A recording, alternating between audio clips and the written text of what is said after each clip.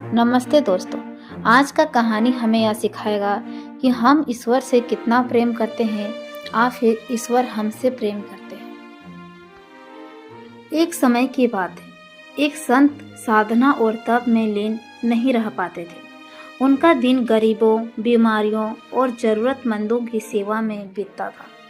वे हर दिन सुबह उठकर अपने आसपास के लोगों की मदद करने के लिए निकल पड़ते थे। उनके लिए दूसरों की सेवा ही सबसे बड़ा धर्म था। हालांकि उसके मन में यह बात रहती थी कि क्या ईश्वर की कृपा और प्रेम पाने योग्य हैं, क्योंकि वे पूजा पाठ के लिए अधिक समय नहीं निकाल पाते थे। एक दिन एक देवदूत अचानक संत के सामने प्रकट हुआ। उसके हाथ में एक कागज था, जिसे देखकर संत ने जिज्ञासावश पूछा, यह कागज क्या है? देवदूत ने मुस्कुराते हुए कहा, यह उन लोगों की सूची है जो ईश्वर से प्रेम करते हैं। संत ने उत्सुकता से पूछा, क्या इसमें मेरा भी नाम है?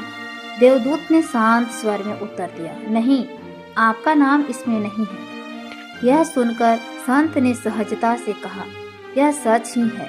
मैं ईश्वर की पूजा में ज्यादा समय नहीं दे पाता हूँ। मेरी अधिकतर समय गरीबों और बीमारियों की सेवा में ही चला जाता है।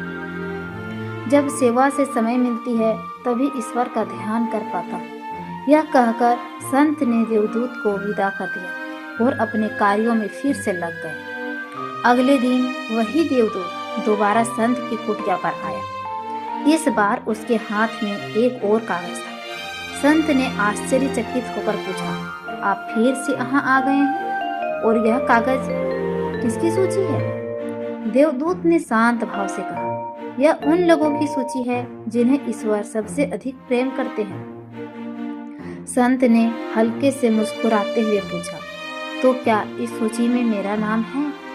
देवदूत ने संत की ओर देखते हुए कहा, हाँ, और आपका नाम इस सूची में सबसे पहले है। यह सुनकर संत की आंखों में आंसू आ गए। उन्होंने विनम्रता से कहा, मैंने तो केवल दूसरों की सेवा को अपना कर्तव्य माना है। मुझे नहीं पता था कि यह ईश्वर को इतनी प्रिय होगी।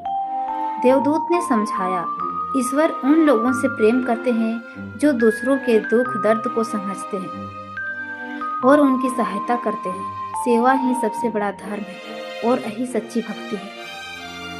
यह कहानी हमें सिखाती है कि ईश्वर की कृपा पाने के लिए केवल पूजा पाठ ही नहीं, बल्कि सेवा और दया का मार्ग अपनाना आवश्यक है। जो लोग निस्वार्थ भाव से दूसरों की मदद करते हैं और जरूरतमंदों के लिए अपना जीवन समर्पित करते हैं, वे ईश्वर के सच्चे भक्त होते हैं। सच्ची भक्ति कर्म और करुणा से ही निहित है। इसलिए हमें अपने जीवन में दूसरों की सहायता करने के लिए मानवता की सेवा को सर्वोच्च प्राथमिकता देनी चाहिए। हमें उम्मीद है कि आपको हमारी स्टोरी पसंद आई होगी। ऐसी ही अनेक स्टोरी देखने के लिए हमारे चैनल को सब्सक्राइब करें। हम भगवान से प्रार्थना करेंगे कि हमारे सब्सक्राइब किए हुए सभी दर्शकों का जीवन में खुशहाली का रंग भर जाए। उनका जीवन हमेशा खुशियों से भरे रहे और वे सुखी सुखी अपना जीवन बिताएं।